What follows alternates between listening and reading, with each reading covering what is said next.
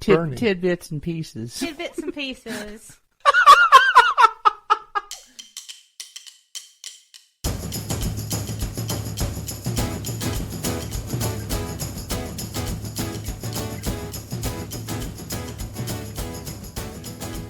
Welcome to Biopics Mostly Suck, the podcast where we tell the true story behind movies based on a true story. Today, we're doing a clip show. These are bits and pieces that were left over from our recording sessions, but we feel they're worth sharing with you. I am very, very fortunate to work with some very learned and talented cohorts in the production of this podcast. Dawn and John have been my two most frequent collaborators. And I am not sure if it comes through in the final product just how these conversations end up taking place. Typically, we get together and decide on a few films that we're interested in talking about. I then go away and do the research and develop the order of the conversation for the episode. When it comes time to sit down in front of the microphones, Dawn and John come into the conversation cold and do not know about the information that I'm going to share with them. Everything that they bring to that conversation comes from their experience and their interests. I am amazed during every recording session how they can cite references that relate to the film and the discussion we are having. Of course, having a spontaneous conversation with two people like Dawn and John also means that we sometimes divert from the topic at hand and go deep into a related subject. It is these diversionary topics that I'm going to share with you today. In this clip episode, you will hear a discussion about which is a better baseball movie, Bull Durham or Moneyball. I will also share a long-delayed continuation about the film Rocketman, the biopic of Elton John, and the subject of the third episode that John and I ever did, recorded way back in 2019. And the last clip in this episode will be a discussion that I've wanted to have with Dawn and John for a while, which is about why we do what we do on this podcast. Biopics mostly suck. Feel free to join the discussion. You can find us on Facebook, Twitter, and Instagram at the handle of @mostlysuck. You can also find us online at biopicsmostlysuck.com. And you can reach out to us at our email address, biopicsmostlysuck@gmail.com. Now, on with the show. Our first clip comes from a discussion about the film Moneyball. In our discussion, we talked about how Steven Soderbergh was the director that was first attached to the film, and how he was going to take a very different direction by presenting the events in the most accurate way possible. Soderbergh had mentioned how he was very influenced, in a way, by the movie Bull Durham, a classic film from 1987 that stars Kevin Costner, Susan Sarandon, and Tim Robbins. And that's when John posed the question, which diverted us from the topic of Moneyball for about 15 minutes. So then, Bull Durham or Moneyball? Moneyball. Over Bull Durham? Over Bull Durham? Yeah. Are you Why? kidding me? Because I think it's just personal appeal. I liked the characters in Bull Durham, but I found the characters in Moneyball to be more engaging. Interesting. Like, do you think the characters in Bull Durham are flatter? yes. Okay. Oh, I would disagree. Well, first off, I would say I could probably rattle off 5 quotes from Bull Durham, and I can't say I could do the same thing on Moneyball, which means Bull Durham's more in my brain. Number 2. That's personal. Number 2, Moneyball is a fucking sausage fest compared to Bull Durham. Bull Durham, you have female perspectives that are presented, which are completely missing in Moneyball. In Major League Baseball, how many women are involved? In the baseball culture, I'm saying in Bull Durham, there were great roles for women in that film. Sure, but in Moneyball, where would women have fit in? I'm not arguing that women didn't belong there. I'm saying in actuality, But if women would not be there, so... But we're talking about why the movie appeals. Yes. And I'm not saying that there was a place in Moneyball for women to be. I'm just saying why Bull Durham appeals more to me. Okay. Well, it sounded more like you were arguing that it should be more appealing. No. We're not having the same discussion here. Okay. It seems to me like the characters in Bull Durham are more fixed, if that makes sense. They're dynamic, but it seems like there are more layers to the characters in Moneyball. And maybe that's a product of, I don't know, of our age. I mean, like, we tend to flesh out character detail a lot more than some of these, like, you know, you have Tim Robbins as the dumb bumpkin neophyte, which that role is utterly, you know, defined and everyone understands it. And I don't know, they're so clearly defined. It makes me think. That's why I was asking if you think they're flatter, because their contours are so shaped. Yeah. There's not a lot of room for other sides of the character, like the way that Brad Pitt plays Billy Bean. It's a lot different from what's Kevin Costner's Crash. Yeah. Mm-hmm. Well, and I think they're not really. It's not a fair comparison. I think you could contrast them. Yeah. But Moneyball in the end is about the business of Major League Baseball, right? Yeah. Are we going to use stats? Are we going to use scouting? What do we have to prove to continue to make money? Because in the end, our job is to win, to make money, right? It's a business. In Bull Durham, it's minor league. And it's about the people who keep minor league going. Like, you need to have this dedicated, small fan base in its community that wants it to succeed. So it's just different. It's about the lost dreams of someone who wants to be in the major league. Like, it's just different. I don't think it's a fair comparison. No, but let's get back to what Soderbergh was saying on the topic, because for him it was really about the presentation of characters in a baseball film and whether or not they ring true. And he wanted to create something more immersive than Bull Durham. So for Soderbergh, the characters in Bull Durham ring true. Yeah. And was a template for him. So it's not about the subject matter of the film in any way. It's just about, compared to other baseball films, how are these characters presented? And other baseball films, they are primarily flat, I would say. Yeah. There is the lone tobacco chewing, you know. I'm trying to think of all the, like, what are the other Field of Dreams? What are Eight Men Out. Yeah, okay. All the characters in 8 Men Out are there to serve a purpose. The natural. The natural. Oh, yeah. All there to serve a purpose for the story. Yeah. They aren't full characters.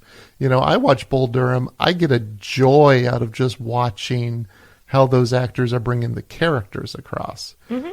Tim Robbins is the best dolt I have ever seen, but he has a growth by the end of the film, too, where in the last scene with him and Kevin Costner, he's intentionally saying something just to irk him, which means he knows what's going on now. Well, and he knows how to push Kevin Costner's buttons, which Kevin Costner has been doing throughout the film to Tim Robbins. To get him to pay attention and to get him to see his own shortcomings, right? It's like the whole scene when he's like, throw the baseball at my chest. Yeah. I'll kill you. Come on. No, and then he starts fucking with his head. Yeah. And then Tim Robbins has finally gotten to the point where you can say, oh, no, now I know how to fuck with him. Yeah. And maybe Kevin Costner's character will learn something out of it. Maybe he'll get something out of this moment. Probably not. But what he learned from Annie. In that he gave up the game. He hit his dinger and he hung it up, and that was it. So I think for him, his learning came from Annie and learning to appreciate other aspects of life rather than just chase the show. Right, but I even feel like Annie's character, in spite of how quirky and interesting she was, really is just... She's just that woman who's in every movie, who teaches a man who just doesn't get it to be a little more appreciative of life, because isn't that what women are for? But she's still a badass. She right? is. Right? She is. But no, I'm going to your point. It's like that. it's like you get Yeah. you get to make the argument, but you also get to like usher in all of the stereotypes at the same time. Like we got this badass female lead, or but she's still going to do all the traditional things that the taming and the all that kind of shit. Yeah. Right. She's going to tie Tim Robbins down and teach him to love literature. Yeah. And she's going to be overwhelmed by Kevin Costner's speech about long, slow, wet kisses. I mean, give me a break. Give me a break. But you see, I think the way all of that is presented, it never gets saccharine. And it's never presented as more important than it is. Which is what I really love about the film, is that it really appreciates the tradition of baseball, but it's also poking a lot of fun at it at the same time. Yeah. Well, and even at Annie's self-importance. I teach 3 classes at a community college. And I pick someone to, she doesn't say it this way, but and I pick someone to fuck every year. And demand that they love literature by the time they leave. Well, and you see, and that comes right after what I think is one of the best lines in the film, because Kevin Costner says, "Who are you?" Mm-hmm. And she says, "What?" And he says, "Who are you? Who dresses like that?" It's just such a shortcut to what you were talking about. He's annoyed by her quirkiness. Mm-hmm. He's annoyed by whatever this thing is that she's doing. Right, because it's all obviously performative for her. This isn't who she is. This is how she keeps herself relevant while she's busily teaching part-time at the local community college, which obviously irks her because she feels she has more to give. And I get that. All these characters are fleshed out. They tell you a lot in those moments. Yeah. And but still, in the end, in spite of her wanting more and thinking she has more to give, she still ends up being the one who's just supposed to tame the young buck and bring the older guy to the realizations of the greater gifts of life. And but here's the thing. I think there's a lot more depth to it, because that scene we were talking about in his apartment, that scene ends with her saying to him, "You're scared." But isn't she scared too? Isn't that why she takes the affectation she does and has a ball player every year, because she can't commit to a relationship? I don't think she has a lot of options in that small town. I would say it's a survival mechanism. Yeah. That's what I get out of it more than fear. She seems stuck there, and she's doing what she can to keep herself relevant and entertained and engaged in a city or town where most people are just coming and going. Yeah, it's true. Have you watched these back to back? Bull Durham and Moneyball? No, but I have Bull Durham memorized. Yeah. Oh my God, he does. How many times have you seen it? I saw it in the theater when it came out, dude. Yeah. I've seen it, I don't know how many times. Hundreds? Not hundreds, but I'd say probably 50. Yeah. You got it memorized, though. Yeah. There's all kinds of little things I look. You have fungus on your shower shoes. What? When you hit the majors and have fungus on your shower shoes, the press will think you're cute. Until then, you're just a slob. Eccentric. Yeah. You're eccentric. It's this division of how things are. And that's a theme in the whole movie. How things are perceived. How is Annie perceived by the community as well? It has different layers to it beyond, which in essence, it's a romantic comedy is what it is. Yeah. I should not love this film as much as I love it if it were not for the layers and the characters that were created. I mean, all the ball players have great moments. Yeah.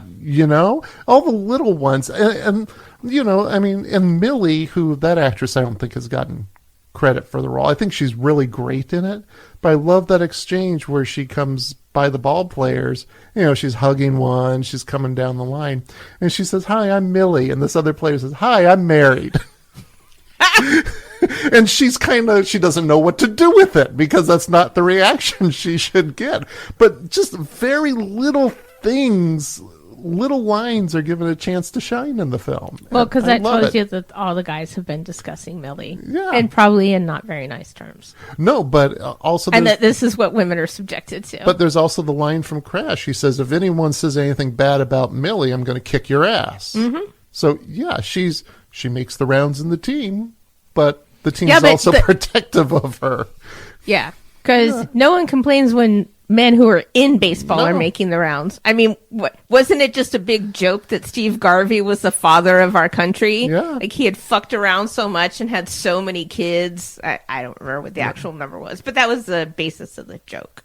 Yeah, the other thing comparing Moneyball to Bull Durham is Moneyball, all those characters are fixated on one thing taking place. Yeah. Well, and I think Bull Durham is that argument of the love of the game versus the corporatization, right? Because he insists that Tim Robbins' character, what is his name?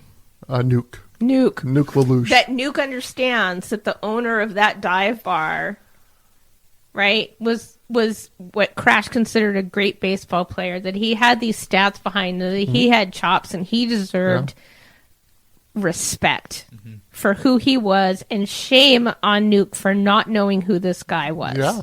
Right? But at the same time, he's also spending all his time teaching Nuke the things he needs to know to engage with that corporate MLB, right? Your shower shoes need to be clean. You need to have your speeches down. You need to be able to stand up to pressure. I'm going to show you because you're not even going to be able to hit my head with that baseball and you're 15 feet away from me. Yeah. Yep. Right? All those things. It's very similar. Those pieces are very similar to the conversations we have around music and the importance of knowing the history of music, even if you want to be successful, versus these shows where you are nobody and you're launched into this contrived stardom. Yeah. You know, the importance of knowing the history of whatever it is you want to get into and honoring it and honoring the people involved in that history. Yeah. Yeah, I just think Bull Durham is about life and Moneyball is about achieving an objective. And I don't think, like you said, I don't think it's necessarily a comparison. But Soderbergh was just talking about presentation of characters in a baseball film. And I don't know. I've just become a huge fan of Jonah Hill too, which Yeah. I think always skews me. I mean, he's good in he immerses himself. Wolf of Wall Street. Oh my God. yeah. Oh my God. We should actually do that film too. Okay. We can do that. Our next clip is a long-delayed follow-up for our discussion about the film Rocketman. John and I talked about Rocketman way back in September of 2019, and he had not seen the film at the time of that discussion, and was adamant that he was not going to see the film. A year and a half later, John did see the movie Rocketman, and we got together to finish our discussion in February of 2021. And now in April of 2022, I finally have an avenue to share that discussion with you. Hello, John. Hello. How are you? I'm doing fine on this gray afternoon. Good. We are going to touch back on a film that we talked about, which was our second or third episode. One of those. It's early. Early. We had technical difficulties, as I recall. Yeah. The whole thing almost dumped because I didn't plug in the netbook that we were recording on at the time. And a much different space. We're sitting here in the studio, but I think back then we were having that conversation in the middle of what was still basically a work shop, surrounded by tools and workbenches on outdoor tables. Now it's fully decked out, lava lamp style, the whole thing. I need a lava lamp, You do. dude. That's the one thing I'm missing. I do have a disco ball on remote control here, though. So we got that vibe going. Things have changed since we first talked about Rocketman. Indeed they have. And I think the biggest thing that has changed since we were talking about Rocketman initially is you have actually seen the movie now. I watched the movie. Because we had this conversation. As I recall, you came to the conversation not having seen the movie. Correct.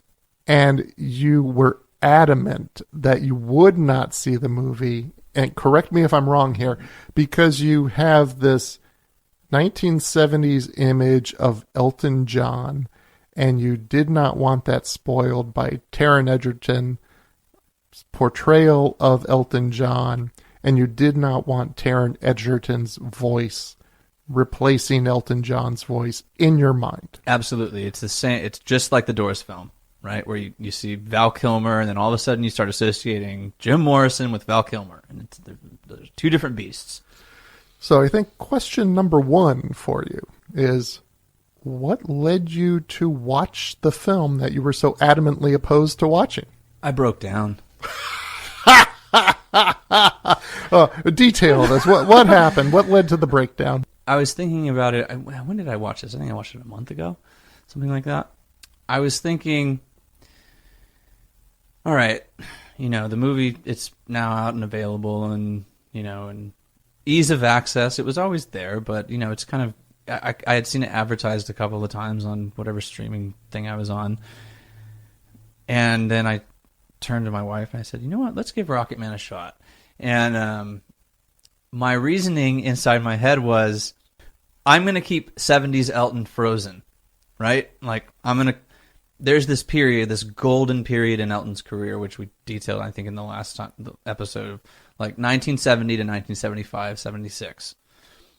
I'm going to see, that's my Elton John. And there will not be a voice powerful enough. Even Elton's own terrible 80s music is not powerful enough to replace the ideal of the Elton that I hold in those 5 to 6 years. So I figured, fuck it, it's a movie, I'm going to watch it, and let's see how it goes. So you felt you had a sufficient firewall built up that you could protect your 1970s image of Elton John, regardless of what may come. Whether it be Too Low for Zero or whether it be Taron Egerton. Right. Too Low for Zero, though, we should note, is a good record from the 80s. It is a good record. We can rattle off the slush pile, but yeah. The one Runaway Train came off of his collaboration with Eric Clapton was not a great album. Oh, the one. No, that wasn't the one. That was the one before that with Club at the End of the Street. In the club at the end of the street, that's where we meet. I can't. That's Sacrifice was on that. Yeah. Anyway, yeah. What album did Breaking Hearts? Breaking Hearts. That's a great album. You like Breaking Hearts? Yeah. Well, not all the songs, but I think the first 5, and then it gets weird. So some 80s Elton. Yeah, but it's just the 80s Elton to me isn't. It's more about the pomp in the 80s. Got it. The 70s, sure, it's full of pomp, but the musicianship and the integrity, I'm not saying that it wasn't there in the 80s. I just think the band was so tight. His songwriting was so on point. Bernie's lyrics were it was just this magical period. And what has he got, like 11 records or 12 records that come out of that period? Like 7 number one, straight to number one. I mean, it's just unbelievable. So I decided that that's my Elton John, and that everything else is extraneous. Okay. Because he's done other stuff that I thought, like, he did the Candle in the Wind for Princess Diana, which, I'm not a fan of that track. I think it's kind of weird. Yeah. But whatever. It hasn't disturbed my image of Elton. I saw The Lion King and, all that. So, okay, I can handle Rocketman. Now, my view of Rocketman is, very early on, you're either going to go with it or you're not. Yeah. And if you're not, it's going to be a hard not. And if you are, you're going to go, yeah, it's because it opens with him going to rehab in a very dramatic fashion. Absolutely. And quickly monopolizing the group discussion. Yeah. And what were your feelings as you started to watch it? I stopped trying to put facts together. So that definitely freed me. And so what I started to see was, you had made the comment that you thought the movie captured Elton. Yes. It's not an accurate, factual reflection of a chronology or anything like that. It's the essence or the spirit or the character of the person, right? Yeah. So I think I was looking at it that way, and I was thinking, okay, so I always view Elton through, and I'm looking... I always just view him through a musical lens. I don't really look at the attitude and the diva and all that kind of stuff. It's just the music. I thought it was a little bit overacted in the initial scene. I don't think he captured Elton, the way Elton's snottiness comes across, because if you've seen Elton pout, he can get his pout on. Oh, but he doesn't do this. Like, I thought that, is it Taron Egerton? Taron Egerton. Egerton. He had this. I thought he had too much confidence in that scene. He didn't come across as he came across as a confident snot, not an insecure little child. And if you've seen Elton pout in any context, he is a baby. Oh my God, give me a break. Yeah. Like Tantrums and Tiaras. I have not seen that. Oh my God, it's unwatchable. Just imagine watching someone who's histrionic for an hour and a half. Yeah. It's a nightmare. Anyway, because this was kind of a double whammy of a film for you, because you're not a fan of musicals either. And this was a musical more than any other biopic was. And I think that's what probably took me out of Elton's life, and focusing on the facts and just accepting the movie for what it was, as a way to create an impression of a figure or an icon of that person's character. So I thought that all of the musical elements actually fit really well. There's a really interesting quote. Have you ever seen the making of Goodbye Yellow Brick Road documentary? No, not yet. It's so good. Yeah. Oh my God. So they go and record in France, the Chateau d'Yroville, same place where the Grateful Dead used to record. And there's his producer, Gus Didgeon, says,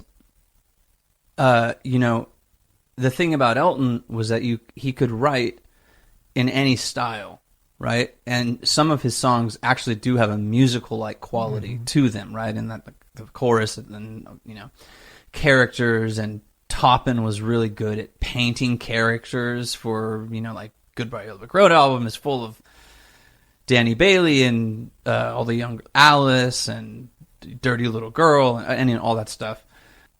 So when I started thinking about Elton's life more in the context of theater, it made more sense. Got it. Like viewing it through that lens, because I loathe musicals. They just drive me insane. I can't. I feel a song coming on. Exactly. Yeah. And I felt like if that kind of overblown, again, histrionic behavior was reflective of his reality, then it's the perfect context, or the perfect, device to use to tell the story. So I didn't actually have a problem with the musical, and I loved some of the elements, like the part you mentioned when he starts floating on the piano. That was great, and and the whole audience, and the whole, and it's really cool because.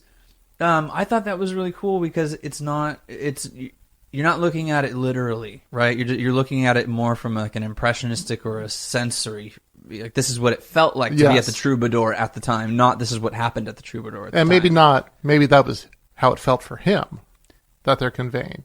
For him, I don't know. I've read a bunch of reviews from the Troubadour, and people went fucking apeshit in the audience. Wow. Went crazy. Leon Russell in the first row. Neil Diamond introduced him. I mean, all that shit. So I thought that they really covered Elton. This might be another thing. I always put Elton and Bernie together. Yes. I never separate them. And the movie separates them. The movie separates them. So there's Elton. I don't really like Elton, like as a personality. Yeah. He just is utterly distasteful to me. Like he's a brat. Let's put it that way. And I've always been more drawn to Bernie as, someone who's more thoughtful and, reflective. And Elton has always seemed to me just to be kind of like an insanely talented, really bitchy workhorse. You know what I mean? He just works and works and works. And, an attention whore and all that. There's all that kind of stuff. And I just can't identify with those parts of his character. So I think that was another part with the film, is like, Bernie is there, but he's kind of tangential to the story. And I've never just considered Elton as Elton without his, other half, writing half, so to speak. So that was interesting to look at, and I think it made me like Elton even less. Oh, as just not musically, but just on a But as a person. I don't know him as a person, but as a media figure, you know? I mean, like some of the stuff I've read about him. Did I tell the one where he got so upset one day, he asked his manager if they could do something about the weather outside the hotel? No. Yeah. So he used to do shit like that.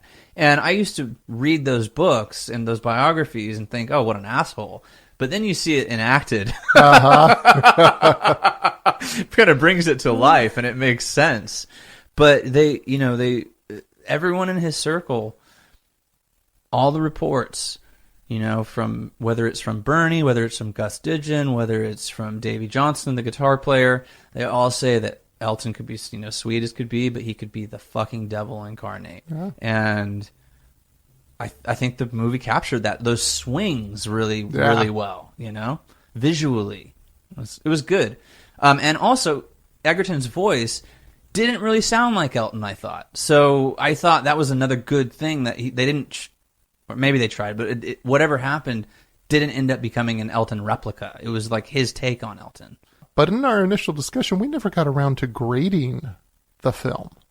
We didn't? No, you hadn't seen it, so you couldn't say how it was as a film. Yeah. And I think I went with a facts be damned kind of attitude on it. Yeah, you did say facts be damned. That there's really no way to apply our usual logic of fact-checking to the film. Okay. So I say we leave the letter grade out of it in talking about it, but since I have you here for the follow-up, we'll go ahead and wrap it up by asking you on a scale 1 to 4 stars, what would you give Rocketman now that you've seen it? Solid 3 out of 4. Solid 3. I would go with a 3 as well. Thoroughly enjoyable film. Mm-hmm. Love the music. Love the visuals. Yep. I like that piece in the pool with the kid at the bottom. Oh, yeah. Yeah. And it looks like they did that in water, really. It does not look like dry for wet. Oh, wow. And it doesn't look like CG. It looks like they really did film that in water.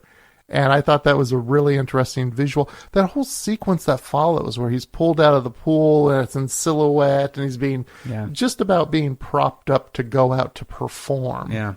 You are now a commodity that needs to be sold, and there's people there, and whether or not you've attempted suicide doesn't matter. You still got to go out and sing the songs. Yep. And I thought that was a really interesting way to put that aspect of show business out there. Yeah, I think so. Although I would say I think Elton agrees with that aspect of show business. Yeah. 100%. I don't even think. You can read his quotes. In the early days, he would say to audiences, I'll play with you if I have one finger left. And he'd just give these monstrous concerts that would go on and on and on. So, and also I think he would always cancel on TV people, blah, blah, blah, but he never canceled on a live audience intentionally. Like if I know in Australia he had a cyst or something in his throat, and he almost got cancer, or they thought it might be malignant. But from all the reports, what they say is he never let down a live audience. Wow. Is that it was all about the live show to him. So he was into that aspect of it. So it's interesting that he's being propped up, but it's also what he wants. Yeah, that's true. Yeah. Well, John, thank you for joining me. I'm glad you've seen Rocketman. What is it, a year and a half after the fact? But hey, better late than never. We got to discuss it, give it a grade, and yeah, of all the films, the facts don't matter on this one. Yeah. I can let it go because it captures Elton. Yeah. All right. Well, thank you, John. Thank you. For the 4 seasons we have been producing this podcast, I've wanted to have a conversation about biopics and the harm that can come from them. I've also wanted to talk about how my intention is for Biopics Mostly Suck to serve a purpose beyond just entertainment. That maybe through having these discussions with my cohorts, we can help to create an awareness for the viewer to have a more jaundiced eye while watching the entertainment they consume.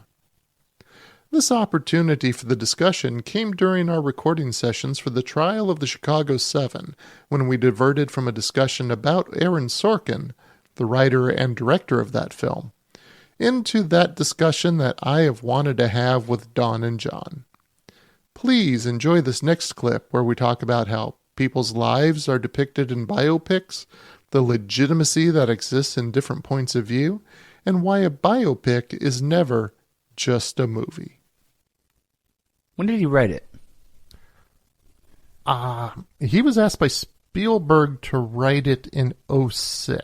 Okay, so it had been brewing for a period. He had been working on it for a while. Okay. And at the time, Spielberg asked him if he would write a movie based on the Chicago 7. He said, great. And then he went to research who the Chicago 7 were. That seems so weird to me because Yeah. he's a bit older than we are, isn't he? But is he? How do you not know who the Chicago 7 are? I mean, even if you weren't very tapped into politics, Because he comes across, like, if I watch, again, I'll just put The West Wing as a reference point, or even this film, he comes across as an expert in whatever the subject is we're talking, whether politics, okay. So is Sorkin a guy that is a serious expert in these small, or this wouldn't be small, but in these areas when he has to research them for a film, or when he has to research them for a television show? Because I think that's surprising that Sorkin, who are the Chicago 7, I would think that he'd be like, fuck yeah, let's make the movie today, you know? Well, he did say that to Steven. But I mean, knowing what he would be making. Yeah. yeah. No. Yeah. No, his response was yes. Yes, but the yes that John is talking about is an informed yes, and that's not what it was. No, and I think what you're talking about circles back to that smartest guy in the room thing. Huh, yeah. Oh. Is that what? Oh, what is Sorkin like? Do we know any Hollywood stories about what Sorkin is like as a person, as a director? No, I've seen a couple interviews with him, and saw an interview with him when he was doing To Kill a Mockingbird on Broadway. Mark Maron did an interview with him on his podcast. That was a good interview. That was pretty good. I would say in interviews, Sorkin comes across like his characters do. I was going to ask. On the page, very, very much in that way. And I think this really was highlighted with Molly's Game and the character of Jaffe, played by Idris Elba. In that, Idris Elba. Idris Elba. That's when I first realized he tends to channel himself through multiple characters or certain characters. I think in Chicago 7, that whole speech Hayden gives to Abby Hoffman about his concern about the movement being tied so much to Abby Hoffman. That sounds very much like Sorkin's concerns, more than anything Hayden would say. So this reminds me very much of conversations that we've had about Oliver Stone.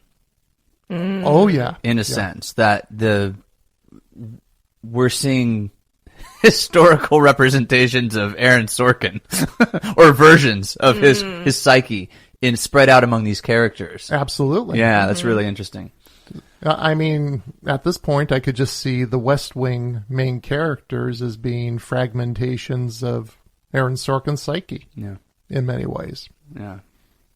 So then the danger becomes, at least as I'm perceiving it over the last, I don't know, 10 to 15 years, it does seem that biopics, in a sense, documentaries are still popular, but biopics, people do run with that information as fact, and they take it as, especially people who don't particularly read or aren't really interested in history, they'll learn it through entertainment. Oh yeah. And you get this kind of danger. It's the same kind of thing with to Oliver Stone, like the Doors film, right? It's like this complete romanticization of Morrison, and as everyone who knew him watched, like that's not the Jim I knew. That ain't that's Oliver Stone. Yeah. And that's one reason we do this podcast. The movie The Blind Side. I think the football player's real name is Michael Oher,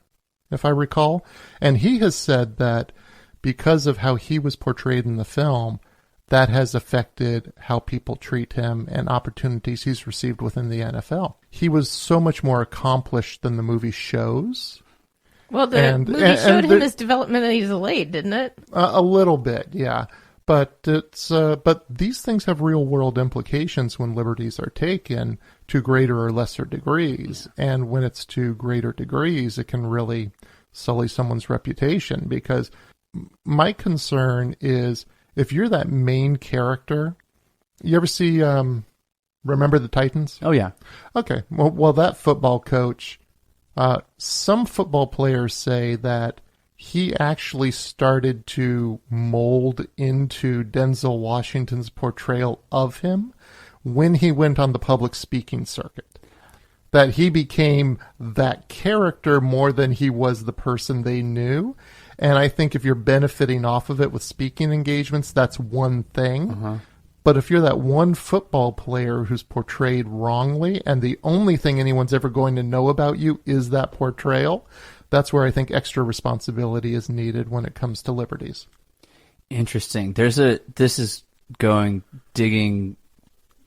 connection to the late 60s and social protests and movements, but going back to the 50s and the Beats, when Kerouac wrote On the Road, and he wrote the character of Dean Moriarty based on Neil Cassidy, what almost everyone says is that was what he wrote was one dimension of a particular character, and subsequently Neil Cassidy increasingly adapted to and molded himself into the character in the novel and became a caricature of his, and it was something that was he knew, but it wasn't in the entirety of his being. It wasn't the whole, but he became that, trapped in that character, and he became known as that character. And you can see these appearances of him, like, with the Merry Pranksters doing crazy, and he was a wild, insane guy, but at the same time, Kerouac paints him as just this manic, and powerhouse of, strapping it, and he has to fit all these stereotypes, and it can really fuck with someone's reputation. Well, and, that's why I take offense at the response of it's just a movie. I think, well, maybe if no one goes to see it, it's just a movie. If it becomes popular and people take in what is said, it can have real-world effects. Argo, the British Embassy was pissed off that in Argo it was said they refused to take the Americans in.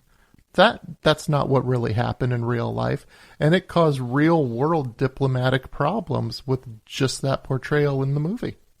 Yeah, and to say it's just a movie, that would negate.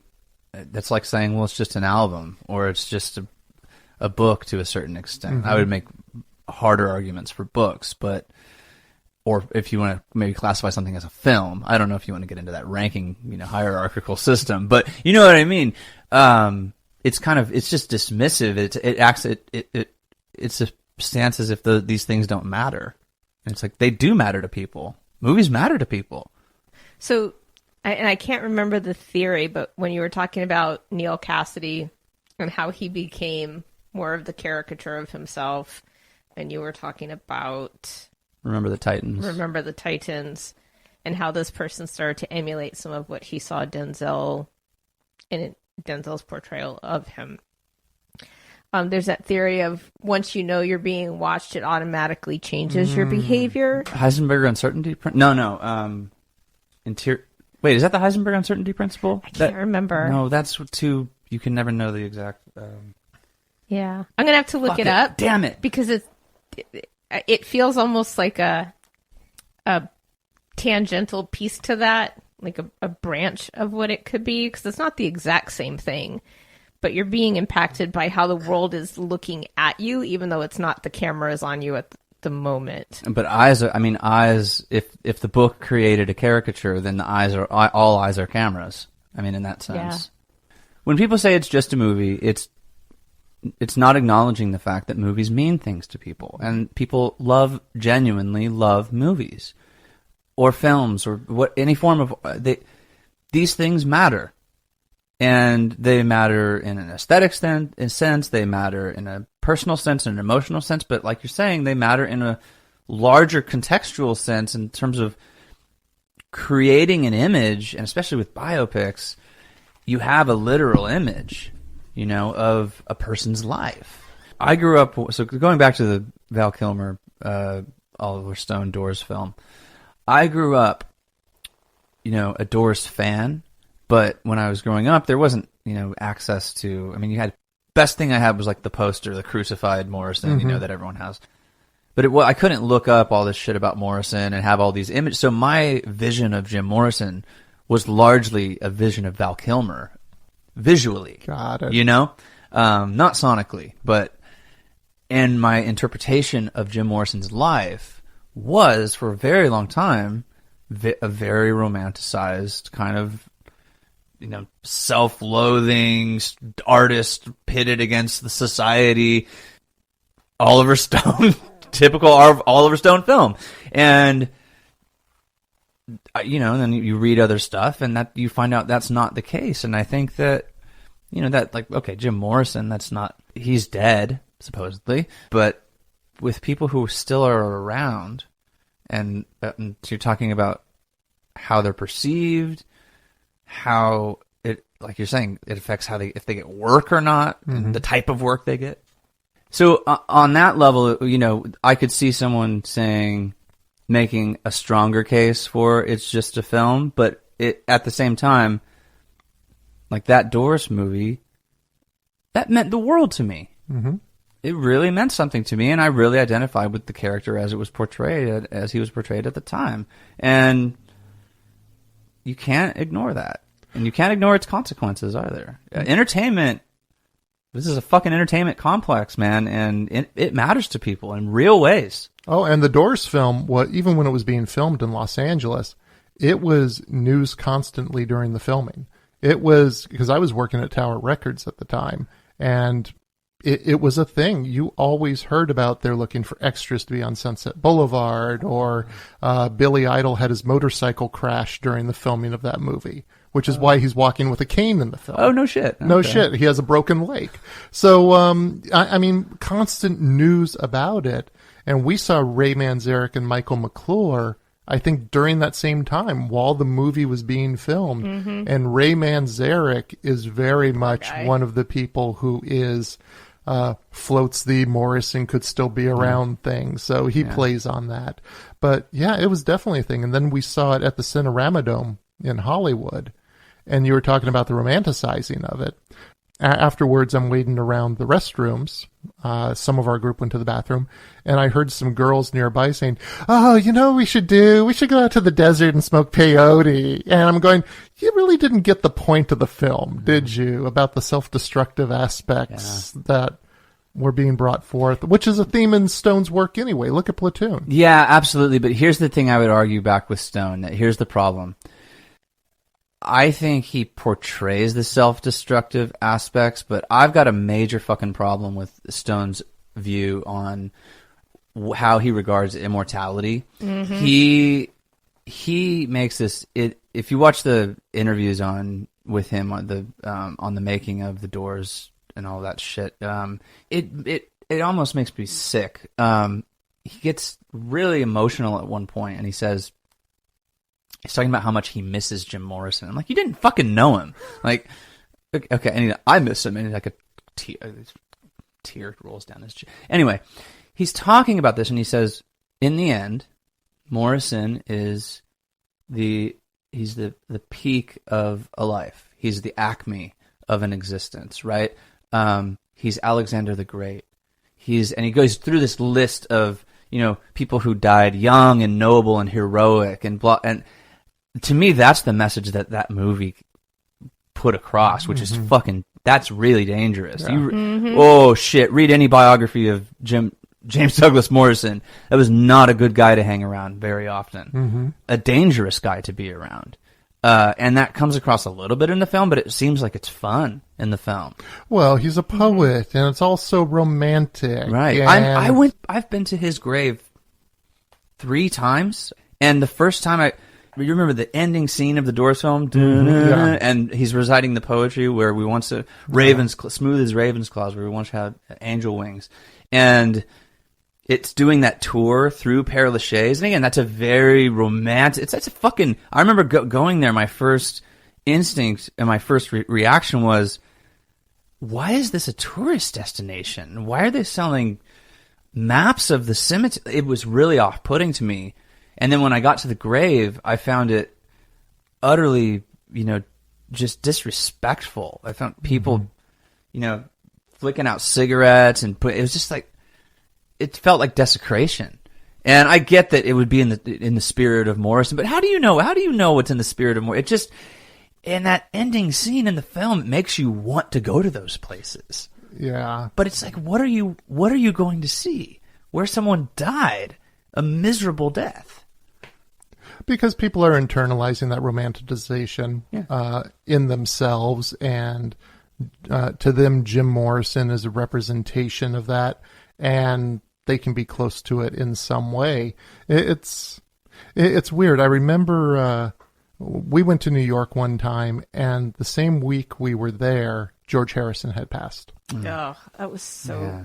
And we went to Strawberry Fields in Central Park, and there were flowers that were on top of the Imagine mosaic, which is for John Lennon. And I remember there were some guys there with a boombox who were playing Beatles music. But it didn't seem like they were there in honor. It seemed like they were there to be noticed. They were. The guy holding the boombox said, "Okay, everyone start singing together because we'll end up on the news." Oh. It was just really disgusting. Sticky. And it was evident that nobody there even understood that Strawberry Fields was there for John Lennon, that George Harrison had his own contributions to music and the influence that he was on musicians and the contributions he made both as a Beatle and as a solo artist, just in what he brought into music. So when you were there, people thought that the Strawberry Fields Memorial was Like a designated Beatle for thing? George Harrison? No, it was just treated like a general Beatles Okay. Yeah. space. And I could maybe see it for an initial gathering, but it was so... The mourning was so cynical and calculated, and there were some people there who were just genuinely sad because he had died just a couple days before we landed back in New York, and so we wanted to go, just to pay some respects and what we had hoped would be a gathering of people who cared about George Harrison, but they just wanted to be noticed for the most part, and it was really gross. But I think that goes back to the appeal of these films, these movies, where they romanticize tragedy, where they play up tropes, and this superficiality to it. Because in the end, people like Oliver Stone continue to be able to make movies because people either count on them for truth and fact. They give them a trust that will happen that they haven't earned, or they just are lazy and lack intellectual curiosity. Well, because didn't Oliver Stone do that series, The Untold History of the United States? He might have. I don't know. He did something like that. It was like the secret history or the real history, or it was like, oh God, yeah, it was save us from Oliver Stone. I know, but it was basically Oliver Stone's spin on U.S. history, but it was like the Untold. I can't remember what the title was, but something to that effect. But again, it was an Oliver Stone documentary. It was like it was a series actually. You knew I knew what he was going to say. I knew which examples he was going to select. And this is, it's dangerous. And when we're talking about the line between, I don't know, do you blur it? I mean, art and entertainment?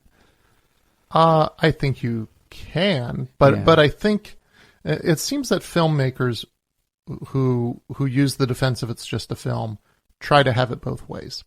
They want their movie and their presentation on this real life topic or this real life person to be a presentation of that person. But at the same time, if there's criticism about liberties that were taken to varying degrees, they'll say it's just a movie. You can't have it both ways. It either matters or it doesn't matter. And which one? I mean, and even when there's best intentions, we talked about Hidden Figures. Yeah. Great intentions. If you watch the behind the scenes footage, everyone involved with the film is talking about honoring these women and bringing their accomplishments to light. But as we talked about, the presentation, bringing all the Jim Crow in there that didn't actually exist to that degree within NASA, which was non-segregated in 61. The fact that Dorothy Vaughan achieved her supervisory role in 48 and not 61. Actually, during Jim Crow is even more amazing. And we talked about how much they took away from these women just by how they decided to frame it and make race the primary opposition to everything they were doing, rather than just learning what they have to learn in order to get the roles that they achieved. So, we questioned about the best intentions and what the outcome was. So, back on the romanticization of Jim Morrison, if Morrison were not presented in such a romantic fashion, let's say Morrison were presented more true to what he was. Or let's say he was presented like Bukowski in Factotum. I was going to say Raging Bull. Okay, yeah, sure. If he got the Raging Bull treatment, where warts and all he was presented, how do you think he would be seen as an artist down the line just from the Doors film?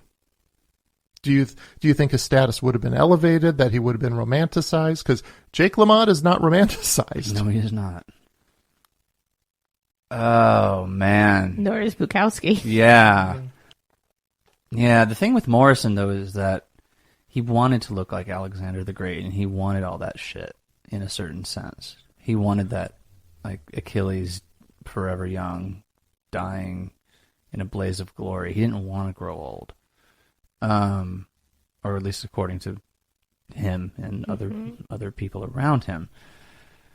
But I think it would just make him less sexy, or his that life that's depicted. I think it like Raging Bull. There ain't nothing sexy about Jake LaMotta, no. But Morrison gets, and he would, because he was such a sex symbol, right? But he gets the real male sexuality treatment from. And I think that bleeds over into other areas. So I think like the music, the image, all that kind of stuff. So I think it would be less appealing and less attractive, but also more real in a sense. I don't know. And I think what we're talking about is everything has context to it. And I think what happens in taking liberties is the contexts are removed. And the understanding of why things happen sometimes may be too much to go into in a 2-hour movie. So things are simplified, people's motivations are simplified, people's personalities are simplified. I think it is the rare director who can take something really complicated and make it entertaining. And when I say that, I'm thinking The Informant by Steven Soderbergh. That was a movie that when we talked about it, tracked very, very true to what happened, and it's a complicated issue, but it was also done in an entertaining way and in a very true way at the same time, and a creative way with the way Soderbergh handled mental illness, where it was never something that was up front, but kind of snuck up on the viewer in just the same way it snuck up on Mark Whitaker. Yeah. And that's why I enjoy doing these conversations, is because we are able to bring that context into it. We're able to highlight things that matter to the story that may have gotten missed in the film. And I really enjoy having the conversations with both of you. By the time we come to these conversations, I've usually been into the topic for 2 or 3 weeks, and I'm really amazed that you don't do any research on it, do you, Don? No. And John? I wake up in the morning and roll out of bed, and I'm over here. And yet you're both really able to talk to whatever I throw in front of you, so I really appreciate that. It's a pleasure. Yeah. Now we come to the part of the episode where we fact-check ourselves. Yes, even in a clip show, we end up having to fact-check ourselves. For instance, when Dawn was trying to recall the term that describes how people act differently when they know they are being watched, it is called the Hawthorne effect, named after the industrial work location where the original studies were conducted in the 1930s at the General Motors Hawthorne plant. For instance, when employees knew they were being watched, hand washing after using the bathroom increased by 55%. the same principles of the Hawthorne effect are applied to people who are trying to lose weight when they keep a food diary.